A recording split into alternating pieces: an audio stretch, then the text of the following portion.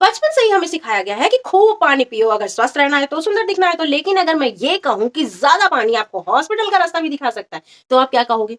जी हाँ, आज मैं बात करूंगी हाइपोनेट्रेमिया की। हाइपोनेट्रेमिया एक ऐसी प्रॉब्लम है जो बहुत ज्यादा पानी पीने से होती है। तो चलिए डिटेल में जानते हैं। ये आप सोच रहे हो पानी पी पी के आप पानी की टंकी हो जाओगे, तो आप खूबसूरत लगोगे, आपका ब्लड सर्कुलेशन अच्छा रहेगा, आपकी बॉडी ठंडी रहेगी, कूल रहेगी, दिमाग सही रहेगा और आप बहुत अच्छे से काम कर पाओगे। तो ये बिल्कुल सही नहीं है। क्यों? क्योंकि जब हम बहुत ज्यादा पानी पीते हैं तो हमारी बॉडी में एक प्रॉब्लम होती है, उसका नाम है हाइपोनेट्रेमिया। हाइपोनेट्रेमिया कौन सी बला है? देखिए, जब हमारे ब्लड में 135 मिली इक्विवेलेंट प्रति लीटर से कम सोडियम हो जाता है, तो उसको हम बोलते हैं हाइपोनेट्रेमिया। अब ये सोडियम क्या है? ये कोई मसाले का नाम नहीं है। ये हमारी बॉडी में एक इंपॉर्टेंट इलेक्ट्रोलाइट है, सोडियम, जो कि हमारे दिमाग और हमारी मसल्स को सही तरीके से काम करने में मदद करता है। खास तौर से जो दिमाग होता है ना, वहां पर सोडियम ही होता है जो मैसेंजर का काम करता है। और अब आप सोचिए, अगर आपकी बॉडी में सोडियम की कमी होने लगे तो फिर क्या होगा? ब्रेन एरर होने लगेगा, हैंग हो जाओगे आप। देखिए, ये प्रॉब्लम होती ही क्यों है? सबसे पहली बात कि सोडियम जो होता है ना, वो एक इलेक्ट्रोलाइट है जो कि आपको बाहर से मिलता है बॉडी में, और ये सारे मैसेंजर का काम करता है न्यूरॉन्स के बीच में। अब इसका होना बहुत जरूरी है, लेकिन ये सॉल्युबल है। अब क्या होता है कि जब हम बहुत ज्यादा पानी पीते हैं तो डाइल्यूट हो जाता है। अब आप बहुत ज्यादा पानी पिएंगे तो पानी की जितनी जरूरत है उतना तो बॉडी में रहेगा, लेकिन एक्सेस कोई चीज होती है तो बॉडी उसको बाहर निकाल देती है। तो जब एक्सेस में पानी आता है तो किडनी पे प्रेशर पड़ता है और किडनी उसको धड़ाधड़ बाहर निकालती है। ठीक है, तो जब वो बाहर निकलेगा पानी में, और पानी में सोडियम घुलनशील है, तो जाहिर सी बात है सोडियम भी बाहर का रास्ता देख लेगा। और जब आपकी बॉडी से सोडियम बाहर निकल जाएगा और पर्याप्त सोडियम बॉडी में नहीं रहेगा, तो आपका ब्रेन हैंग हो जाएगा, मसल्स जवाब दे देंगी। तो फिर इस कंडीशन से बचने के लिए हम क्या करें? सबसे पहली बात कि ये कंडीशन आती है तो हमें पता कैसे चले, यानी कि हाइपोनेट्रेमिया के लक्षण क्या क्या होते हैं। सबसे पहला जो मैं अभी बता रही हूँ कि ये ब्रेन पे काम करता है, मसल्स पे काम करता है। यानी कि अगर सोडियम कम होगा तो मसल्स का क्या काम है? हमें एक्टिव रखना। कोई भी काम करते हैं हम मसल्स के थ्रू करते हैं। और अगर उसमें पावर कम होगी तो हम थका थका महसूस करेंगे, ऐसा लगेगा कि जैसे नींद का और हमारा बहुत गहरा रिश्ता हो चुका। और दूसरा काम क्या होता है ब्रेन में? यानी कि अगर सोडियम की कमी हो गई तो हमारा ब्रेन अच्छी तरीके से काम नहीं करेगा, यानी कि हमारा सर्वर हमेशा एरर ही बताएगा, हमेशा फाइल लोडिंग मोड में ही चलता रहेगा, थोड़ी थोड़ी देर पे हमें झटके आते रहेंगे।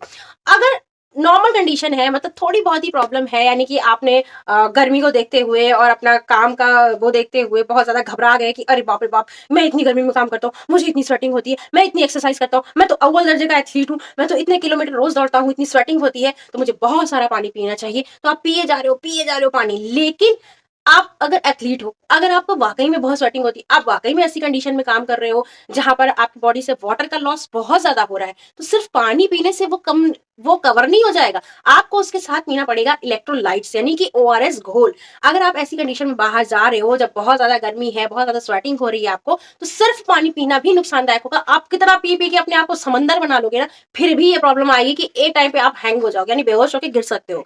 इसीलिए अगर आप ऐसे बाहर जा रहे हो और आपकी बॉडी से वाटर लॉस बहुत ज्यादा हो रहा है, तो आप ओआरएस घोल पीजिए, बीच बीच में ही पीजिए, लेकिन जरूर पीजिए। सादा पानी आपके लिए वर्क नहीं करेगा।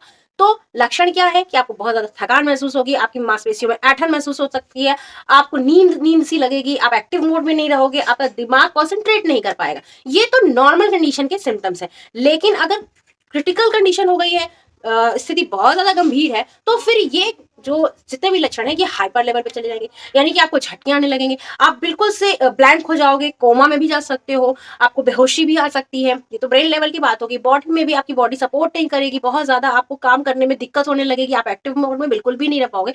तो इस कंडीशन में जब बहुत सीरियस कंडीशन होगी तब तो भाई हॉस्पिटल ले जाना पड़ेगा, सीधा इलेक्ट्रोलाइट चढ़ाना पड़ेगा। वो छोटी वाली शीशी आती है ना, वो ग्लूकोज की बड़ी सी बॉटल नहीं, उसमें इलेक्ट्रोलाइट्स होते हैं। तो इतनी बड़ी प्रॉब्लम नहीं है, सॉल्यूशन है।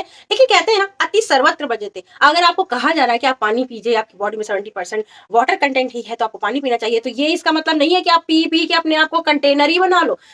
हर चीज की एक लिमिट होती है, और ये जानना बहुत जरूरी है कि क्या चीज हमें किस मात्रा में और किस तरीके से लेना चाहिए, जो कि मैं इससे पहले भी बात कर चुकी हूँ। तो गर्मियां आ रही हैं, बी केयरफुल। और पानी ही नहीं, साथ में आप छाछ लीजिए, दही लीजिए, नमक सही मात्रा में लीजिए, ओआरएस घोल लेते रहिए, नारियल पानी पीजिए, दही खाइए। ये सारी चीजें भी आपकी बॉडी में सोडियम के कंटेंट को बैलेंस करके चलती हैं। और दूसरी चीज है कि आप बहुत सारे वाटर के अल्टरनेट फूड भी ले सकते हैं, जैसे जो गर्मियों में उपलब्ध होते हैं फल, तरबूज है, खरबूज है, खीरा है, ककड़ी है, गाजर, इन सब का सलाद बना के खा लीजिए या फ्रूट ऐसे ही ले लीजिए। ये सब भी सिर्फ पानी की ही कमी पूरी नहीं करते, इलेक्ट्रोलाइट्स भी हमारी बॉडी में देते हैं और भी सारे मिनरल्स भी हमारी बॉडी में जाते हैं।